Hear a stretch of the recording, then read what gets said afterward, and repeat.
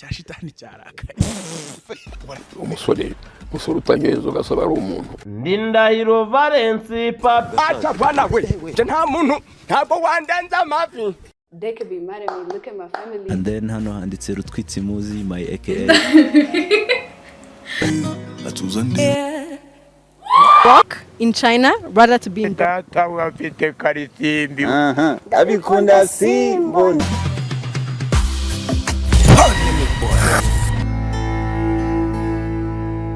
Awesome, OG4, ladies and gentlemen, let me hold that you're fine. My name is Badon, as usual, this is DRN TV.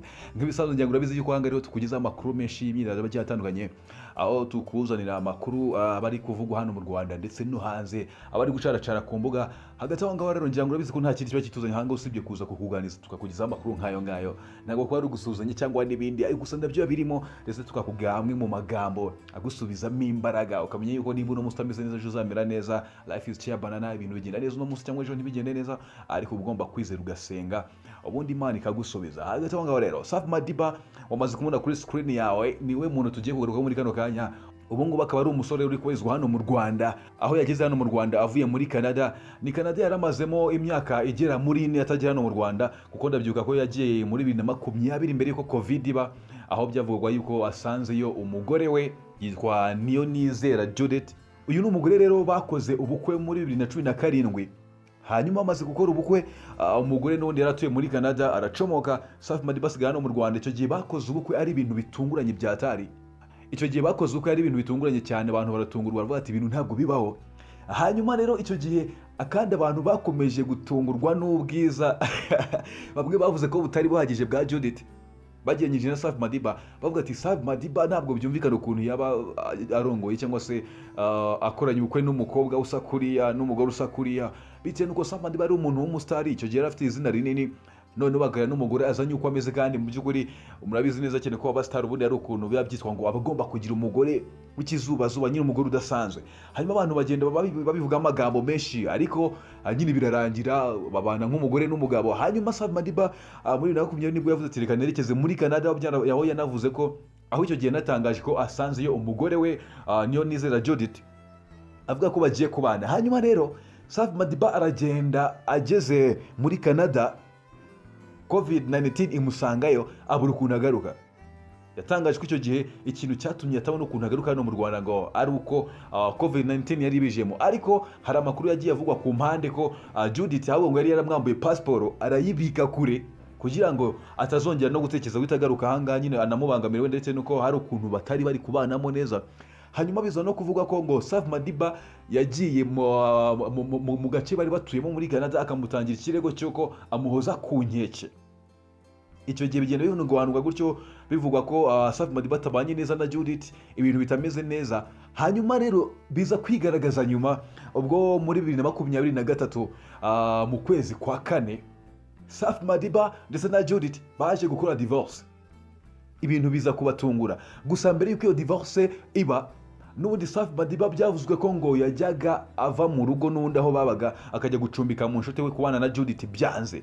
Umwuka waheze abatika agiye gucumbika mu nshuti. Umujene basi ko afite umugore, babazi ko afite umugore even unafite amafaranga, ko Judith bavuga yuko ngo muri Canada ari umuntu ubayeho neza cyane, afite amafaranga uretse ko ubungu afite undi mugabo, ariko nicyo gihe ngo yari afite amafaranga ahagije.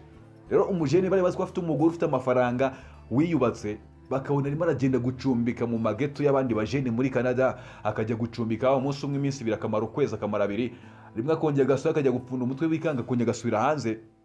Hanyuma rero 2023 biba biranze burundu, bakora divorce. Icyo gihe ngira ngo byemejwe na Maître Bayisenge wari kungana Judith mu nkiko mu bijyanye n'iyo divorce. Icyo gihe byemereje ikinyamakuru igenda byuka muri 2023, aho yavuze ko ngo Safi Madiba na Judith batandukanye nta gahato kabayeho, babyumvikanyeho, batigeze bagora inkiko. Buri wese yari yemeye tugiye gukora divorce, nta kibazo kirimo, buri wese acukwe n'undi acukwe. Icyo gihe Safi Madiba none yatangira kubaho muri Canada ari single, yemerewe kuba yashaka umugore, ndetse na Judith yemerewe kuba yashaka umugabo. Ndetse icyo gihe batandukanye bivuga yuko Judith yari mu rukundo n'undi mugabo, biza no kurangira bahise batangira kubana, kuko ngo babana nk'umugore n'umugabo kandi byemewe n'amategeko. Safi Madiba rero yagumye muri Canada ari singo nyine birumvikana ari kuryoshya ubuzima buryoshye ari kugira ate cyane ko yaje no kubona ubwenegihugu bwa Canada ubu ngubu ari umuturage wa Canada ubu ngubu ari umwenegihugu wa Canada ndetse kandi akaba afite n'ubwenegihugu bw'u Rwanda. Safi Madiba rero ubwo yageraga hano mu Rwanda yabajijwe ku kijyanye na relationship cyangwa se n'uburyo ahagaze muri relationship, avuga ko ngo nta mukunzi afite. Umunyamakuru wa Kimuwaji yamubajije iki kibazo mu buryo burimo yambaje ngo none Safi Madiba waragiye muri Canada usanze y'umugore ubana n'umugore, wagiye muri Canada ufite umugore ariko kano kanya ugarutse wenyine, ugarutse uri single, ugarutse uri ingaragu, muri makeya relationship ya bimeze bite? Safi Madiba aravuga ati njyewe rero ndi single nta mukunzi mfite ntaki, ati gusa ubwo no mubinzanye hano mu Rwanda icyo nacyo kirimo, gusa ibyo kintu yabikivuze kugira ngo badite bakomeza kumaza ibintu byinshi bijyanye n'iyo relationship nuko byagenze we na Judith. Aravuga ati ubwo nabyo biri mu bintu binzanye hano mu Rwanda, batubwo nje no gushaka umukunzi hagati aho ngaho, ariko nje no gusura famille. Abantu bagenda babitindaho rero baza ati Safi Madiba se umukunzi ahi Kigali bimeze biti, uramubona ute? Ngira ngo Safi Madiba murabizi yuko mbere yuko abana na Judith ndetse mbere yuko Butera Knowless abana na Clement yari umukunzi wa Safi Madiba, bazi gutandukana. Ngira ngo ni nawe muntu wenyine bavuzwe mu urukundo rwabo rwaratrendinze cyane nk'ibyamamare nyine bijya hit byatari, ariko nyuma bazi gutandukana akubitana na Judith no biranga. Hanyuma rero aje gushaka umukunzi hano mu Rwanda avuye muri Canada, gusa ntabwo ari cyo cyonyine kimuzanye kuko ari n'igitaramo afite cyo gukora muri no weekend igiye kuza mu mujyi wa Kigali, aho kandi azanahuriramo n'abandi bari bagize itsinda rya Urban Boys, ubwo barimo Nizo ndetse kandi barimo Nizo ndetse na Hambujizo. Bikaba kandi bivuga yuko ngo bafitanye projet n'undi zigiye zitandukanye zo gukora imiziki bazahuriramo. Gusa hagati aho ngabo bamubaje ati none se mu by'ukuri twitege ko nk'abantu bakunze none se nk'abantu twakunze Dream Boys, nk'abantu bakunze none se nk'abantu bakunze Urban Boys mu gihe cyashize, nk'abantu mwakoraga imiziki myiza abantu bakunze mukagira abafana benshi hano mu Rwanda ndetse kandi mugakora ibikorwa binini cyane, muri makiya muri aba legend muri music hano mu Rwanda, ariko hanyuma mukaza gutandukana buri wese agatangira gukora kariyeri solo ye. Mu by'ukuri twongeye kwitiga kubona Urban Boys muri gukorana nk'itsinda. Safi Madiba arangije atangaza ati ibyo ngibyo byo rwose ntaba mbabeshye. Ni ibintu abantu benshi bari biteze ko dushaka kuzongera kubona Urban Boys abari gukorana nyine nk'itsinda, ari itsinda rimwe, ariko ntabwo byakunda cyane ko buriya Safi Madiba bitewe nuko yanakomeje gupeza umuziki n'ubundi ari ku rwego rwiza kuruta ba Hambujizo, kuruta ba Nizo, nyine yarasunitse yarapushinze arabasiga cyane ko ubu afite platform nini nko kuri YouTube ye, ubu afite abasubscribers 200,000 ndetse kandi bigaragara ko indirimbo ze yazishyize kuri platform ze zirebwa n'abantu benshi, bivuze ngo platform ze ziri active, bishaka kugurana yuko yakongera guhuza imbaraga na Urban Boys hanyuma bagakorera hamwe.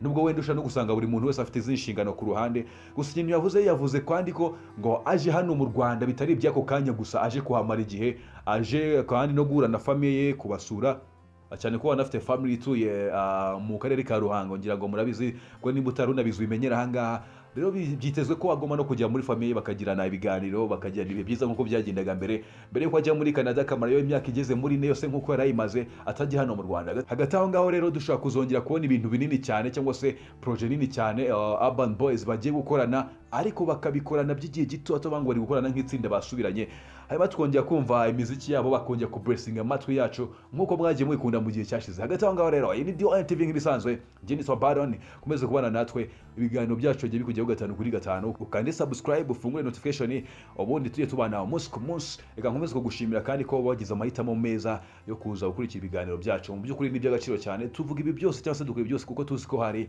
tuzi neza ko udahari ntabwo turi ahangaha. Rero ni by'agaciro cyane ko kugira ahangaha, komeza unugirwe na gahunda ndetse n'ibiganiro bya DON TV.